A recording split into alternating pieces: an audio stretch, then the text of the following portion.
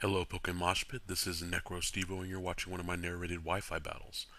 It has been a long time since I've uploaded on this channel, so I hope you enjoy this RU match that I had with Joseph. Joseph with the 9, but it's still Joseph. It's just the 9 kind of looks like a G.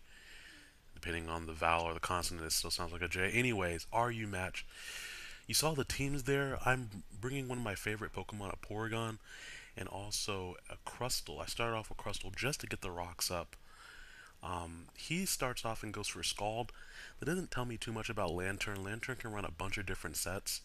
And I do run Lumberry on my Crustle because with Sturdy, it's annoying when you get hit with something and a secondary effect kicks in, and then you lose your Sturdy anyway. So right there, that helps out, as I'm able to save Crustle and switch out into my Vileplume. I was hoping he wouldn't burn me on the switch in, but even if he did, this Vileplume has aromatherapy, so it wouldn't have been a big deal. And he actually is able to pull the burnout.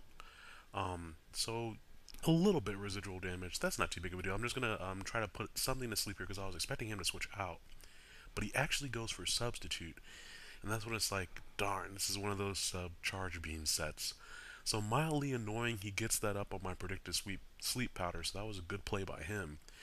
I was hoping he didn't have Ice Beam, Heal Bell, Charge Beam, Scald, and Substitute. But no, he has Ice Beam as well. So just not even afraid of Vileplume here at all, really. Because he doesn't have the Charge Beam boost, I'm assuming that's his last move. We don't really get to see it this battle. Um, but he is unable to kill my Vileplume off, and so I'm able to break its sub, which is important because even if he finishes off my Vileplume here, because I don't want to switch out in case he subs again, I'm going to be able to bring in something to revenge kill. It's just important that he doesn't have that substitute up. So he is able to outspeed my Vileplume and kill it off with an unnecessary crit Ice Beam. So Vileplume went down, kind of without doing too much this battle, but I'm able to bring in my Porygon Pixel, which if I had brought in something weak to the electricity, it would have been easier to bring that in and on the Volt Absorb. And plus, that tells me if he has Volt Absorb or Water Absorb as well. But anyways, expecting him to switch out, not being able to hit me too hard, I double switch back to Mittens, which works out right here, as Crustle's going to be faster than Slowking, and in a battle of the low tier of speed, Crustle is a little bit faster. So I'm able to hit him with the super effective stab X Scissor, and he's just going to finish me off with Scald. I could have set up a layer of spikes, but he has a Wheezing and a Swallow, so everything else is hit by those, but I thought I'd be okay for the most part. You'll see how that comes into play later that I didn't set up spikes. And also, I make a bit of an over prediction here, expecting him to just switch out to get the regenerator boost.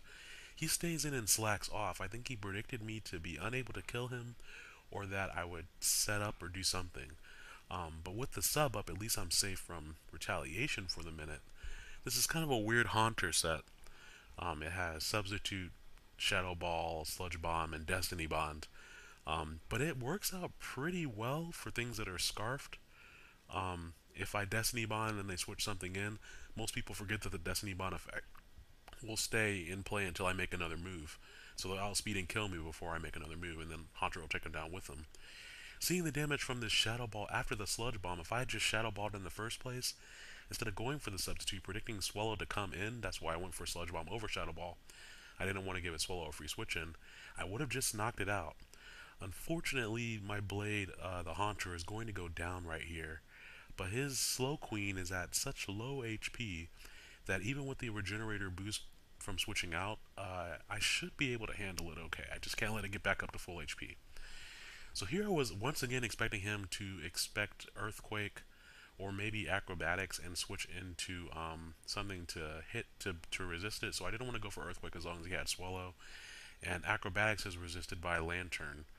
And I get a critical hit on the Stone Edge there, which means I could have killed it in two Stone Edges, or I could have killed it in a Stone Edge and an Earthquake, most likely. So that's not too big of a deal. I do hit the second Stone Edge on Galvantula. I wasn't really sure why he brought it in. I thought he might have been Scarfed, but I wanted to make sure he was Scarfed as I didn't really have a good switch into a Thunder.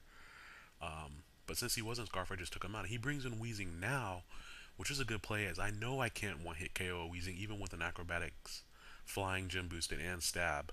It's not going to kill. So expecting a Thunderbolt or a Thunder or maybe even a Will-O-Wisp, I go on into New Protron, who is Scarfed. Magneton is actually a little bit faster than Magnezone, so if you want to Scarf him, I definitely say go with Magneton. And I just wanted to get some damage in on it. I figured he would have the Fire type move just because Weezing normally gets that coverage for Steel types. But I just wanted to put him in the range where I could bring back an Achilles and hopefully finish him off with the Flying Gym boosted Acrobatics. So that's still the plan. I'm going to go for that.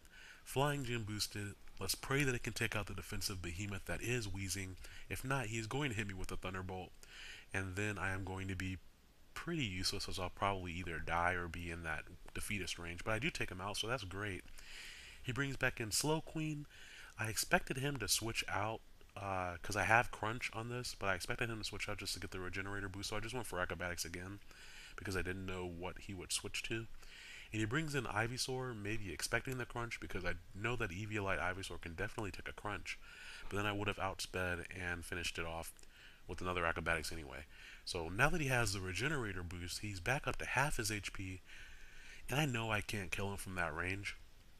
I Acrobatics again just to ensure that uh, I get the maximum amount of damage in case he wants to try switching and Swallow on a weaker attack or something like that.